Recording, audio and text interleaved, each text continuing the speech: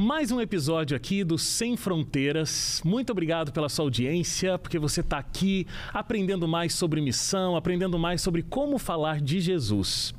A gente hoje vai entrar num tema onde a gente vai entender como pode ser feito um primeiro contato, uma ponte, numa cultura onde a crença é de que existem espíritos, onde existem deuses nos animais, nas árvores e também uma série de outras questões culturais, de passando isso de geração a geração, principalmente contida nos povos indígenas.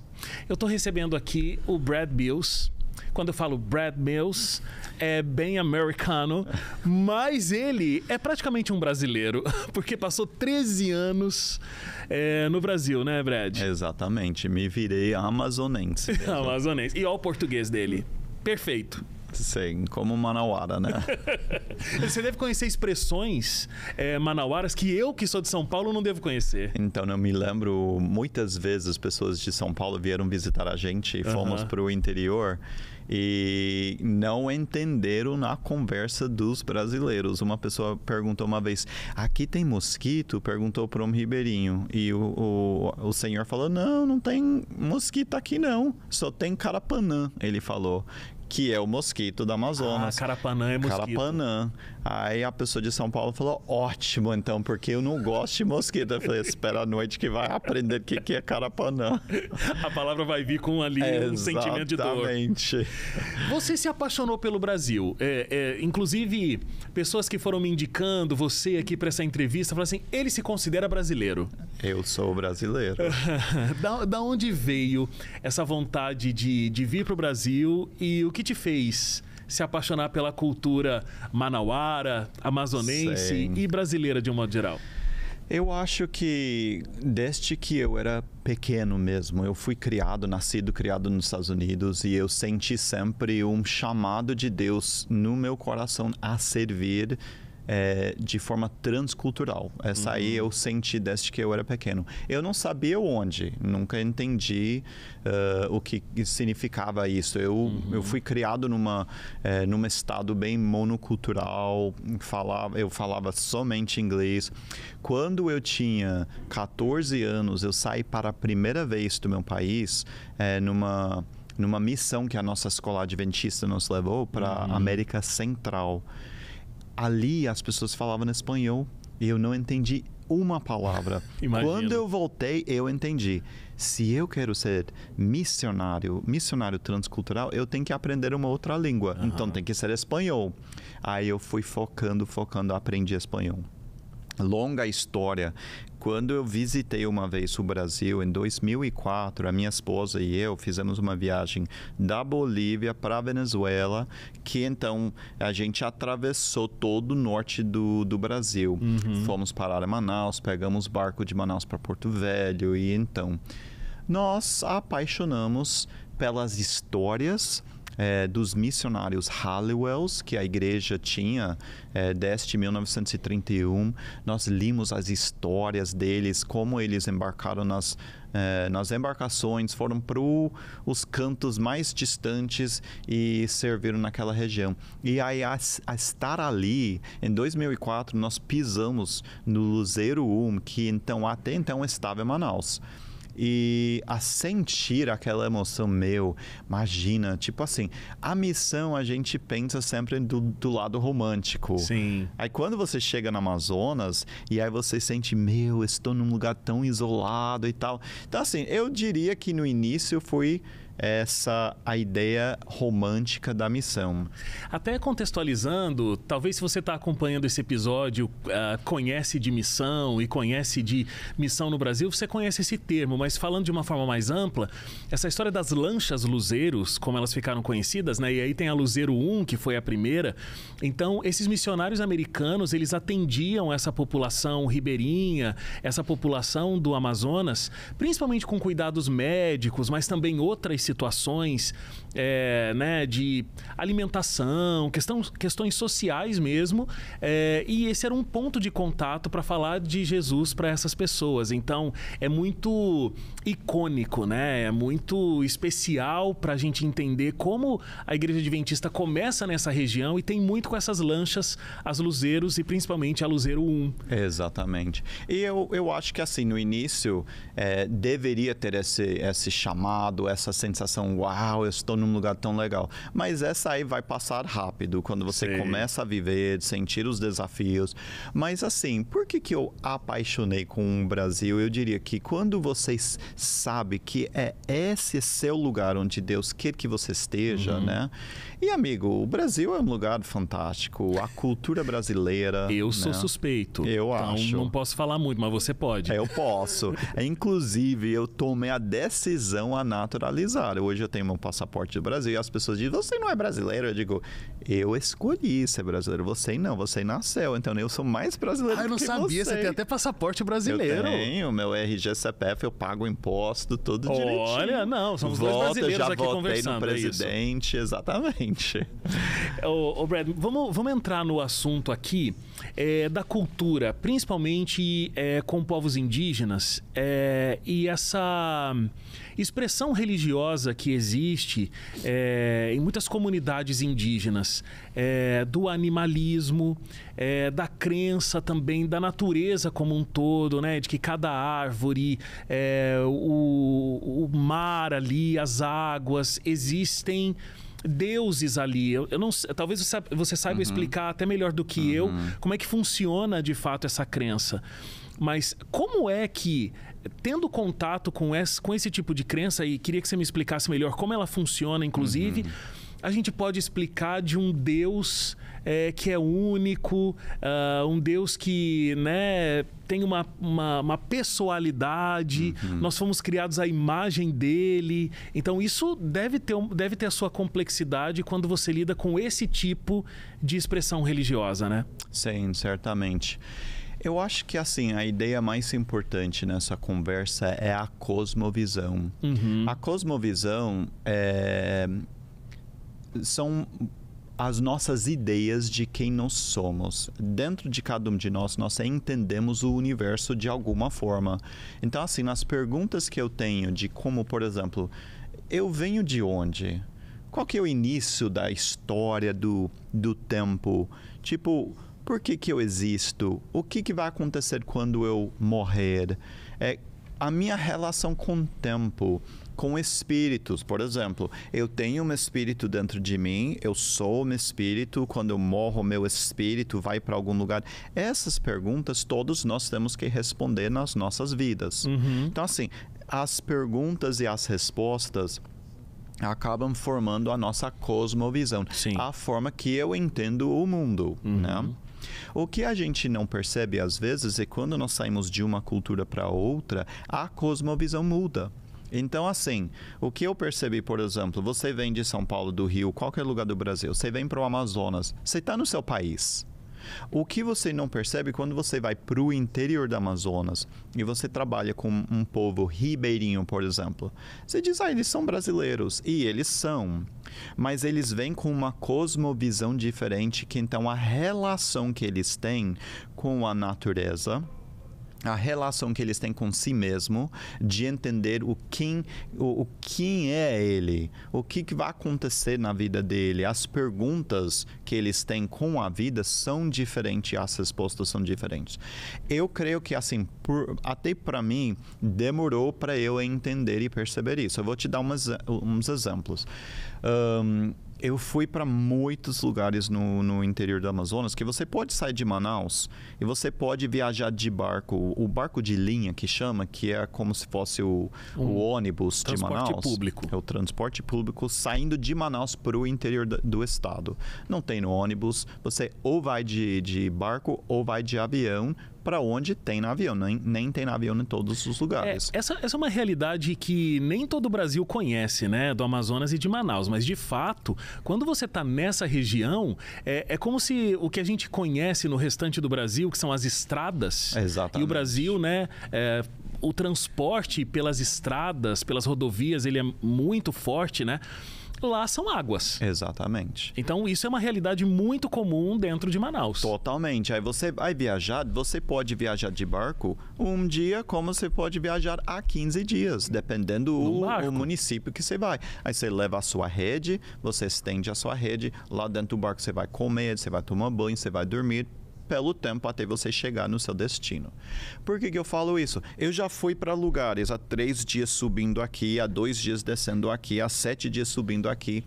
E eu escuto histórias parecidas em cada comunidade ribeirinha ou indígena, que a primeira vez que você escuta, você pode dar uma risada da história deles. Por exemplo, quando a mulher está menstruando, ela não pode ir no rio. Por quê? Porque o boto que tem no Amazonas, nós temos 2 tipos de boto, o boto cor-de-rosa ou o boto tucuxi, que é um menor. O boto pode atacar a mulher, como também pode encantar a mulher. Tem muitas histórias. Essa interação do boto com o ser humano, na minha cosmovisão, não existe. É um animal, como qualquer outro animal. Então, assim, quando você não respeita ou entenda a cosmovisão deles, você pode dar uma risada. A pessoa diz para você: não, amigo, o boto tentou pegar a minha mulher. Aí você dá uma risada na cara da pessoa. Você imagina que é uma brincadeira, uma piada, uma história que ele está contando, mas não é. É a realidade que ele viveu. É a crença que essa pessoa tem. Exato. Aí você diz: mas peraí, como assim que o boto tentou pegar a sua mulher? Quando você começa a apreciar que a cultura é diferente, que eles têm uma cosmovisão diferente, que então permite eles terem uma experiência diferente. Agora, deixa eu perguntar, o boto pode encantar a mulher? As pessoas me perguntam: mas você acredita nisto? Eu digo assim: deixa eu fazer uma pergunta para você. Na Bíblia, temos algum exemplo de algum animal que interagiu com o ser humano, que falou com o ser humano? Temos 2 histórias. Pois é. Primeira história na Bíblia de a cobra e a Eva, que conversou com ela. E aí depois a gente tem um burro que falou. O burro que enxergou um anjo. Aí, não, peraí. Então, biblicamente, nós temos animais que falam. Aí a gente começa a entender que é o lado dos espíritos, dos anjos, do bem e do mal, que existem no nosso mundo, que então podem usar o animal de alguma forma a interagir com o ser humano. Quando eu começo a perceber isso, eu digo: peraí, tem algo que está acontecendo aqui. Então, eu não posso simplesmente rir, eu preciso então começar a entender e perguntar. Quando eu respeito a experiência que ele viveu e pergunto mais, eu vou descobrir histórias reais. Por exemplo, um líder da igreja adventista, ele tinha conhecido Jesus há uns 5 anos antes da minha chegada naquela comunidade com nossos barcos, e ele voltou para uma comunidade extremamente isolada. Ele tinha conhecido Jesus num município, o centro da cidade, lá do interior, e voltou para uma comunidade do interior, começou a falar de Jesus para aquela comunidade. Ele mesmo me contou. Ele falou: olha, minha esposa uma vez estava em casa e o boto começou a cantar. Ele falou: pastor, levou 4 homens para segurar a minha esposa. Porque quando o boto canta, ela perde força e ela começa a ir para o rio. Se ela vai, o boto leva ela. Eu nunca vejo ela de novo. Agora eu escutei. E eu falei: algo está acontecendo aqui. Eles têm uma interação com os espíritos, demônios, que a gente não tem na vida, no dia a dia da vida da gente. Então, leva a gente a refletir, aí começa a perguntar. Você diz: como que você apresenta Jesus para essas pessoas? Por exemplo, ele já conheceu Jesus. O que eu posso fazer para uma pessoa que não conhece Jesus? Eu posso usar uma história dessa, primeiro respeitar, entender que aquela coisa que ele viveu realmente aconteceu, e falar: amigo, você sabe que a Bíblia, um livro que fala sobre Deus, também fala sobre animais que falam. Eu uso já essa história como uma ponte de introduzir uma história de um outro animal que fala, a poder introduzir uma ideia de um Deus soberano que tem poder além desses espíritos. Poxa, eu achei muito sensacional assim, essa história. Por quê? A gente às vezes tem uma compreensão de que povos indígenas, por exemplo, que tem essa situação do animismo, o que vai acontecer? É como se eles acreditassem em lendas que foram contadas de geração em geração, mas eles nunca viram isso acontecendo. E aí por isso eles creem. Né? Mas aqui o que o Brad está fazendo é trazendo uma outra percepção. Então, como existe, de fato, essa tradição e essa história realmente contada de geração em geração, eles têm uma interação desses espíritos, inclusive, que se utilizam dessas histórias para ter essas pessoas ali ao lado deles. Exatamente. Né? E quando você respeita a experiência dele, você vai fazer o quê? Você não vai chegar ali e dizer assim, eu sou educado, eu sei que não existe, então deixa eu educar ele. Amigo, o Boto não faz isto e tal. O que acontece? Imagina que eu chego para a sua vida e você me diz, aconteceu isto. E eu digo, não aconteceu não. Você pode até não querer discutir comigo. Pode dizer que tá bom. Mas você decide naquele instante, ele não sabe, ele é de fora, ele não entendeu a nossa realidade. Porque não cria vínculo. Exatamente, cria barreira. Quando eu escuto a sua história, valido aquilo que você passou, e aí através dessa história eu busco uma ponte que vai levar para as verdades bíblicas. Então, aí a gente começa a apreciar a realidade deles, como também existe a história eu acho que é a curupira que fala, né? Que é um animal que tem na selva. Amigo, eu fui em quantas comunidades que são completamente isoladas uma da outra, que me contam que a pessoa estava na selva e viu a curupira e tal. Eu pergunto, o que a curupira faz? Não, então cada história vai ter um detalhe diferente. Então assim, mas existe algo? Existe algo. Eu posso entender que existe demônios que interagem com o ser humano com toda certeza. Então eu vou buscar entender os elementos da cultura deles e como trazer isso para as verdades bíblicas. Interessantíssimo. Foi interessante esse ponto que a gente conhece no Brasil como figuras folclóricas, né? Sim. O Saci, a Curupira. Sim. E tudo mais. Essa questão do animismo, mas tem também a questão do panteísmo. Uhum. Então, no panteísmo, existe uma crença, e aí você vai saber explicar melhor do que eu mais uma vez, mas de que, né, existem esses elementos espirituais na natureza. Sim. E aí, como que faz? Porque aí agora você vai ter que também criar uma ponte para conseguir trazer um Deus que é pessoal. Sim. Né? E não essa coisa da mãe natureza cuidando de nós, mas de uma forma muito impessoal, né? Exatamente. E às vezes a dificuldade nisto é que você pode sentar com a pessoa e pergunta, você acredita em panteísmo? O que é isso? A pessoa não vai saber. Claro. Por exemplo... Não é uma religião, né? Eu sou panteísta. Exato. Você pode até chegar e dizer, quer saber? Eu entendi que culturas têm cosmovisões diferentes. Então, vamos lá. Amigo, me ajuda a entender a sua cosmovisão para que eu possa... A pessoa não sabe te falar a sua cosmovisão, nem a gente. Se a gente for... Se alguém te pergunta, você vai ter que refletir bastante a saber. Não, o que eu É algo creio. muito filosófico, né? Exato. Algo dentro que a essência de quem você é. Você não sabe explicar isso bem.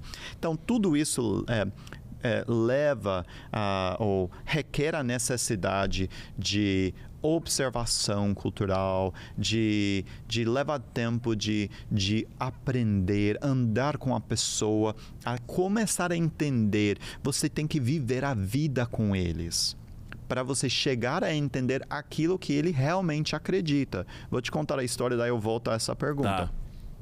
Eu sei que numa comunidade ribeirinha, eu passei um grande tempo numa comunidade. E um certo homem daquela comunidade, eu e ele fizemos bastante amizade. Ele era pastor da comunidade. Tinha uma igreja, não tinha chegado à verdade bíblica da igreja adventista naquela comunidade. Tinha uma outra igreja bem antiga e ele era o pastor. Ele não tinha formação teológica, ele foi nomeado como pastor e ele liderava a igreja. Eu e ele fizemos amizade. Através dessa amizade, eu cheguei a falar com ele. O que você acha da gente estudar a Bíblia juntos? Eu não falei, posso te dar um estudo bíblico? Porque essa pergunta ia, então, dar a ideia que eu sei mais do que ele da Bíblia. Ia criar uma hierarquia, né? Exatamente. Mas já que somos amigos, vamos estudar juntos. Aí eu falei, eu posso planejar o estudo um dia e você planeja o outro dia. O que você acha? Ele falou, vamos. Aí ele falou para mim, você planeja primeiro. Eu falei, tá bom. Aí eu fiz um plano, chegamos, ele chamou a família dele, os amigos, e estudamos a Bíblia juntos, uma história da Bíblia.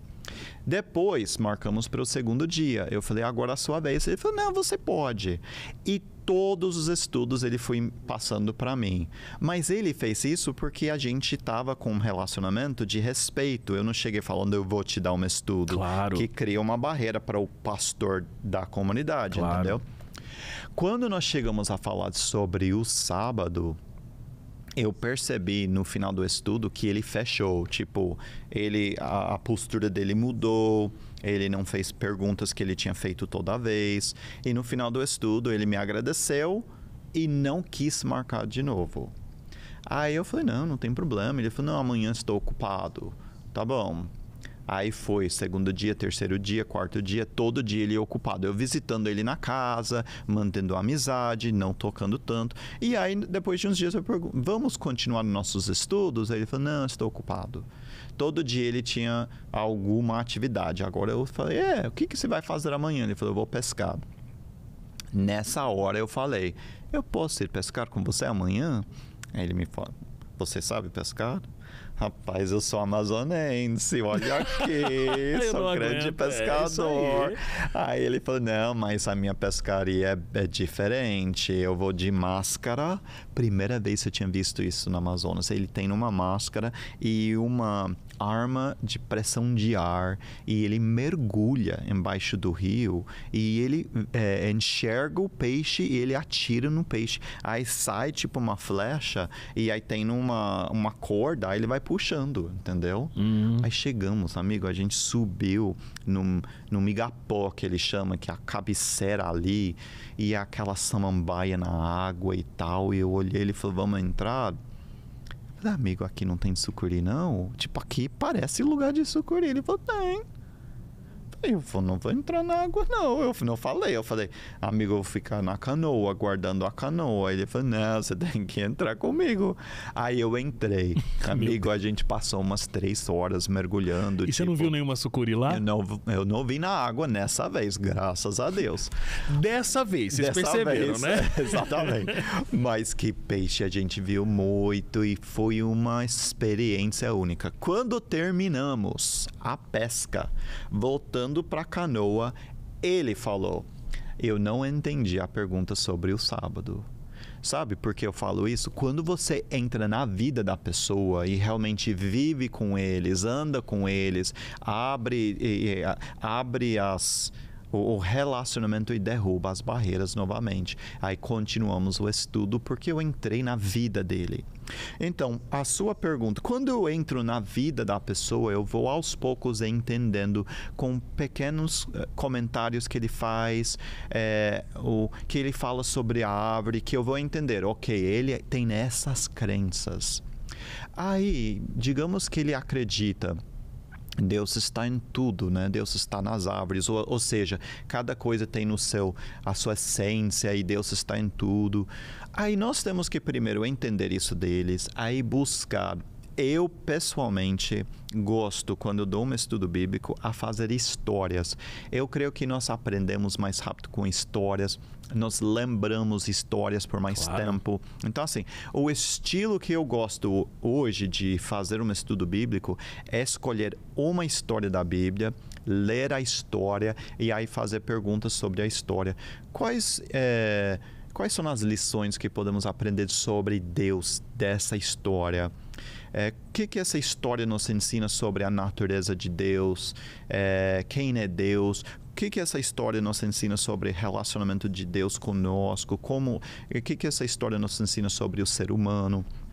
Então, assim, eu vou escolher histórias a tentar a construir uma nova ideia na cabeça dele de quem é Deus. Aí você escolhe histórias que vai mostrar o poder de Deus acima de espíritos, acima de poderes.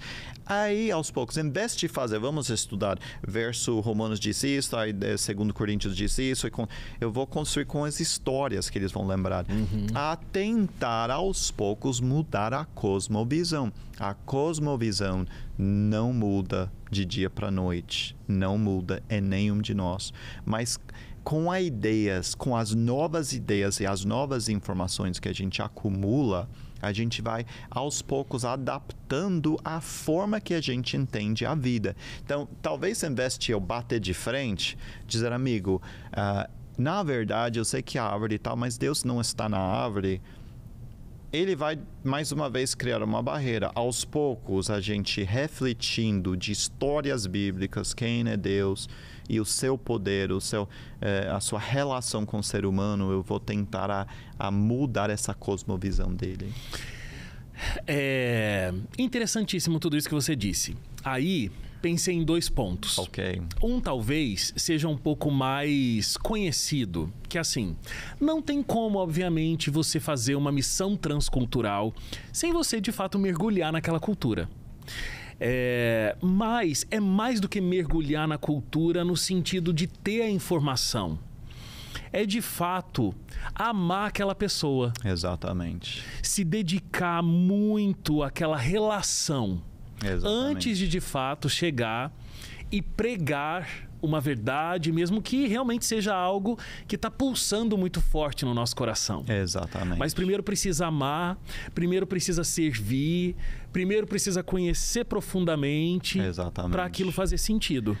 O Wagner, a gente fala muito sobre aquela citação dos métodos de Cristo, ele se misturou com as pessoas a ganhar a sua confiança. Todos nós sabemos e usamos.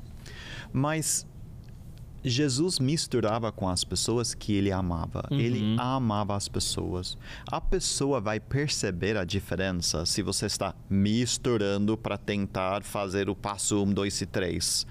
Ou se você está misturando que você ama ele. Ele vai perceber. É óbvio a diferença quando você está ali com ele na hora da necessidade. Você está... Eu vou te falar, eu morei no Amazonas. Quando eu cheguei no Amazonas, eu senti como se fosse, eu não sei mais viver. Eu tenho tanta incerteza, como que você responde a essa situação, o que você faz aqui e tal. Quando você começa a misturar com as pessoas e mostra a sua vulnerabilidade e se expor a dizer, gente, me ensina, meu povo vai te amar. Porque o povo, você não vai chegar a ser o doutor que ensina, mas você vai chegar a aprender deles. E então cria um relacionamento que você pode realmente criar e entender. E exatamente o que você falou, você chega a amar as pessoas. Mas isso requer um desprendimento muito grande. É verdade.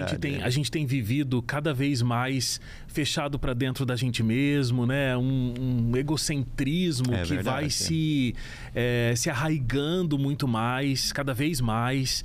Então, se desprender de tudo isso e estar aberto para essa situação, ainda mais em algumas classes, né? Você tem pessoas muito que estudaram muito, pessoas que têm um conhecimento profundo, pessoas que desfrutam de um conforto financeiro, social, sim. que abrir mão de tudo isso para mergulhar nessa cultura tão diferente pode ser uma grande barreira, não só para quem está ali para receber essa mensagem, mas para quem deveria pregar essa mensagem, Com toda certeza, você está absolutamente correto.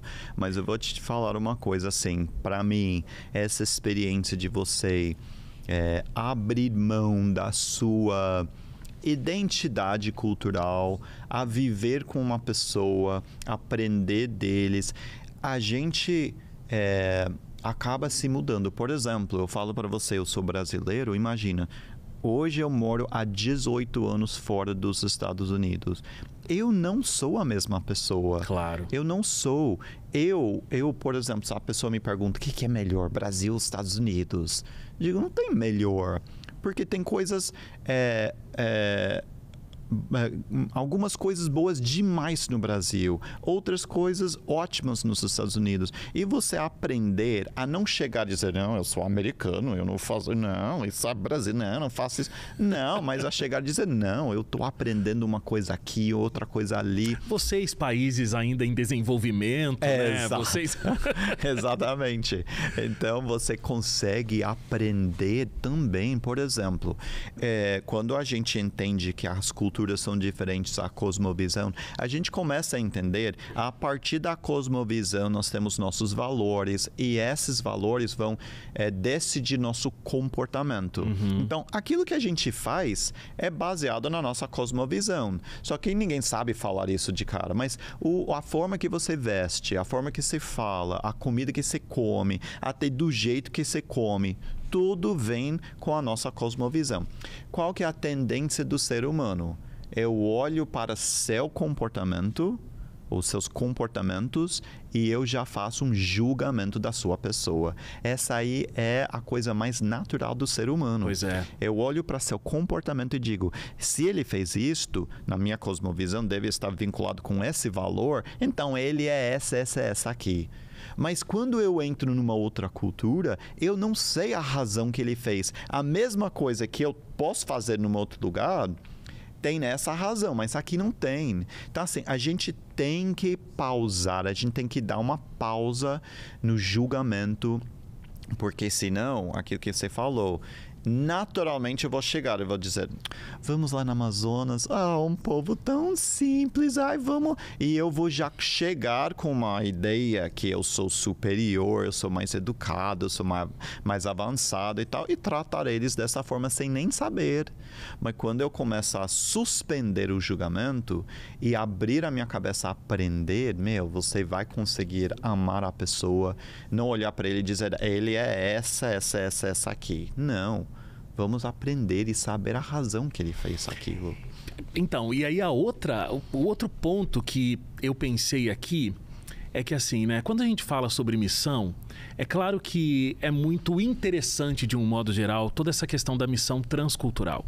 Mas a gente é missionário também com o nosso vizinho, com o nosso colega da faculdade, com o nosso colega de trabalho. A gente não precisa atravessar o oceano, a gente pode atravessar a rua, né? Exatamente. Eu tenho falado disso aqui nesses episódios. Agora, às vezes parece, principalmente para esses missionários que não cruzam um oceano, Sim.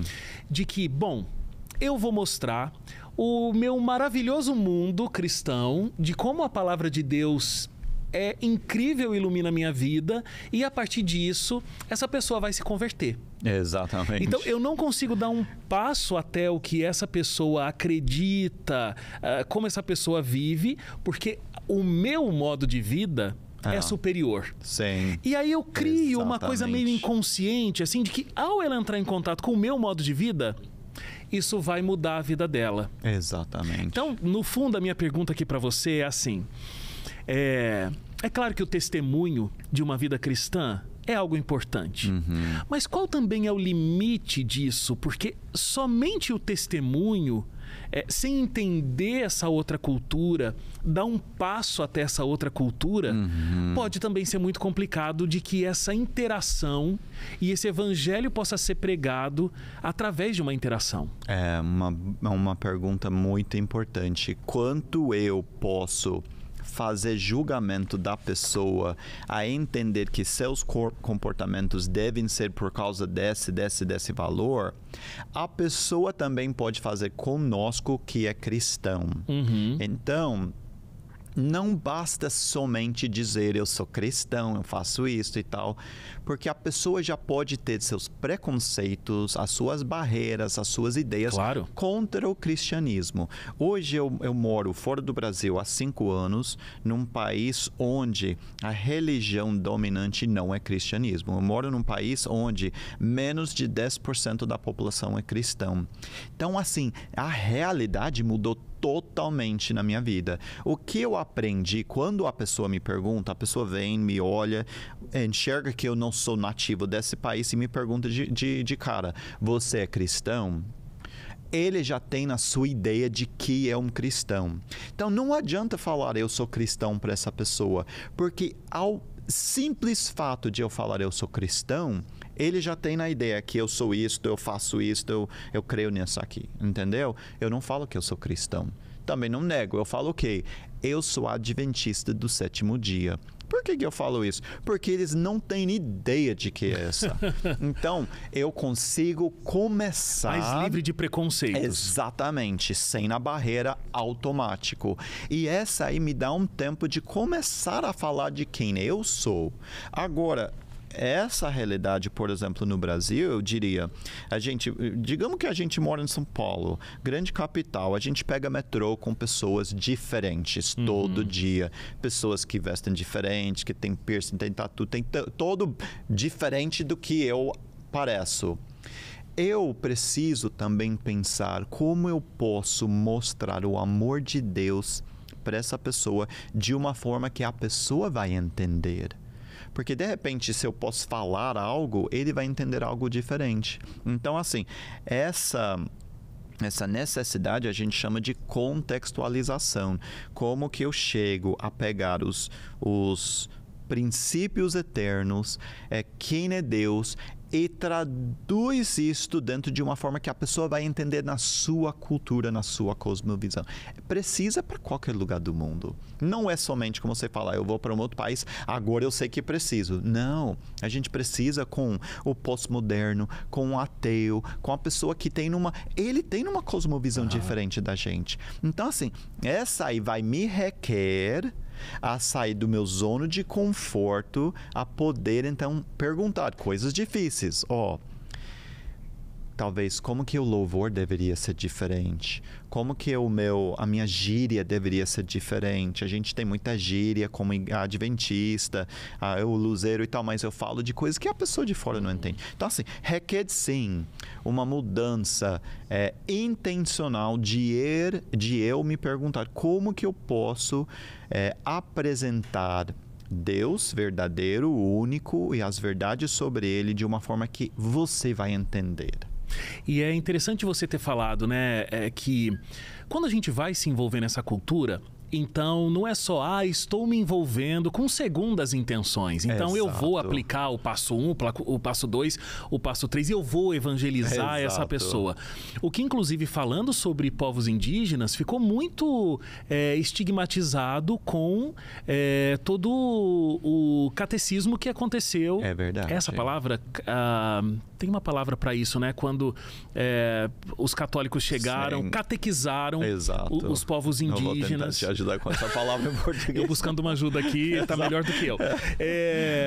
Então, não é só isso, porque também, embora a gente tá aqui para apresentar uma verdade, tem muito para se aprender. Com toda certeza. Genuinamente. Um aspecto, eu não sou um profundo conhecedor da cultura indígena, mas eu sei, por exemplo, que dentro da comunidade ali existe um respeito extremo aos mais velhos. Exatamente. Aos mais experientes. Exatamente. Enquanto que a gente, nessa cultura mais ocidental, a gente não tem o respeito ao idoso como eles têm dentro de uma comunidade indígena. Exatamente. E é algo extremamente compatível com o cristianismo. Sim. Com toda certeza. Então, são assim, a gente buscando os valores que eles têm dentro da sua cultura, que vincula com a Bíblia, que vincula com uma forma, a gente sempre buscando como que a gente pode respeitar a cultura deles e trazer Deus através de coisas que fazem sentido na cultura deles, com toda certeza. Excelente. Assim, uma última pergunta aqui, que a conversa foi longa, mas muito boa, né? O que você está achando dessa conversa? Comenta aqui embaixo, porque eu tô encantado aqui, aprendendo muito, de verdade mesmo, e acho que você também aí, né? A gente tocou nesses pontos de como, então, fazer esse ponto de contato numa relação e aí aproveitar crenças, né? Do animismo, panteísmo, outras... Isso serve para qualquer, né, estrutura religiosa. Isso. E ir introduzindo pontos afins da história bíblica, do contexto bíblico, e isso pode ir acontecendo. Há essa cultura, há esse fato se estabelecer, como essa resistência vai caindo, é fácil, depois de um tempo, conseguir mostrar, olha, existe um Salvador, existe um Deus pessoal, os seres superiores, né, né, um ser superior que cuida da gente, não está aqui nessa planta, não está aqui nessa água. Esse preconceito realmente consegue baixar e esse aprendizado se estabelece? Uau, é uma pergunta muito boa, mas eu diria, e com toda certeza eu não sei de todas as culturas do mundo, né? Mas eu creio que cada cultura tem nas suas realidades bem diferentes. Então, assim, algumas culturas por natureza são bem mais resistentes. Você sente isso? Com toda certeza, ao evangelho. Talvez a religião, porque assim, veja, nós temos cultura, nós temos religião. Quando você leia na teoria, você vai ver que são separados. A cultura é essa aqui, a sua religião é outra. Mas em prática não existe a forma de separar. A sua religião muda e influencia a sua cultura. Claro. Completamente. Mais e menos dependendo a religião e a cultura. Porque assim, nessa aí você vai entendendo as diferenças culturais e tem culturas que são mais... que dão mais regras e outros que são mais flexíveis e a religião que é mais rígida, enfim. Então, assim, com certeza tem algumas culturas e religiões que são bem mais resistentes, bem mais difíceis de penetrar com as verdades bíblicas. Nessas aí a gente busca o quê? A gente busca um encontro de poder. Às vezes a gente chama dessa forma, onde você ora a Deus, que a pessoa tem algum contato sobrenatural com Deus. Isso acontece muito com os muçulmanos, por exemplo. Exatamente. Ou então pessoas animistas que estão com muita dificuldade, dependendo, talvez, o grau de diferença da cultura, da cosmovisão cristã que nós temos que buscar e pedir, Deus, Senhor, a gente ora que Deus, Ele traz algum encontro de poder na vida dessa pessoa, que faz a pessoa enfrentar de vez quem Ele é. Você tem alguma história de Amigo, que já aconteceu? Esses encontros de poderes podem acontecer através de orações. Tem pessoas que em oração enxergam Jesus. Pessoas que estão com muita cautela de entender que Jesus é Deus. Essas pessoas têm tido sonhos onde Jesus vem e fala com eles no sonho. Aparece uma pessoa de branca, vestida de branco e tal, e a pessoa vai falando. A imagem que aquela pessoa tem de Jesus, por exemplo. Ou talvez não. Talvez eles não tenham uma imagem de Jesus, mas a pessoa vem e a pessoa se identifica como Jesus. Uau. E a pessoa vai falando para a pessoa. O Jesus, no sonho, fala com essa pessoa. Essa aí é um exemplo de um encontro de poder. Pode ser que você tenha um acidente enorme na sua vida. Alguma coisa que é um impacto. Quando a pessoa tem alguma coisa, por exemplo, às vezes guerra, né? E uma pessoa que vira um refugiado, foge do seu país, está num outro país, ele está numa situação de tanta vulnerabilidade, ele tem um impacto, um encontro que abre ele a questionar a sua cosmovisão, quem é Deus, o que está acontecendo na minha vida. Então, são vários tipos de encontros de poder que a pessoa possa ter, que abre ele de forma rápida a entender que existe algo diferente. Então, assim, existe a possibilidade da pessoa ir construindo isso aos poucos, com histórias, com informação que ele vai acumulando, que vai mudando a forma dele pensar, ou algo que aconteceu de forma abrupta na vida dele. Eu, pessoalmente, eu creio biblicamente que a nossa responsabilidade é apresentar Jesus, apresentar verdade. Agora, não é a nossa responsabilidade convencer. Essa aí já é o Espírito Santo. Então, assim, se eu não estou trabalhando com o Espírito Santo, não vai adiantar nada. Eu não saio da minha cama sem falar com Deus de manhã. Deus, por favor, eu preciso ter o Espírito Santo a me usar. Não que eu vou usar Ele, que Ele vai me usar hoje. Me direciona, fala comigo, me fala se uma pessoa vai comigo, vai na frente. Quando eu entendo os princípios de missão, Missio Dei, que a missão pertence a Deus, e eu começo a pensar, Deus mesmo tem mais... Ele tem mais interesse em salvar a pessoa do que eu, e o Espírito Santo já está trabalhando aqui, eu vou buscar o que Deus já está fazendo, vou juntar com Ele, vou pedir que o Espírito Santo faça o trabalho de Deus, aí eu oro, a gente entende que tem o poder da oração intercessória, que a gente precisa fazer a nossa parte, mas a permitir, a rogar a Deus que o Espírito Santo trabalhe. Então, eu tenho tido umas experiências. Eu tenho estudado, por exemplo, com uma pessoa, a gente estudou muito, meses juntos, e essa pessoa tinha uma resistência completa. Não posso aceitar, isso não faz sentido. Fizemos histórias, olhamos verdades da Bíblia, a pessoa tinha uma resistência. Aí eu cheguei a falar para a pessoa, eu quero te desafiar que você ore a Deus e peça que Deus ele se revela a você de forma direta. Seja um sonho, seja alguma visão, que Deus ele fala contigo, porque às vezes precisa esse encontro acontecer. Então a gente precisa buscar o Espírito Santo sempre e deixa Ele fazer a sua parte, que é muito mais importante do que o nosso. Claro. E essa pessoa está se decidindo se vai aceitar o seu desafio ainda ou não. Amigo, essa pessoa está ainda orando. Está ainda orando, exatamente.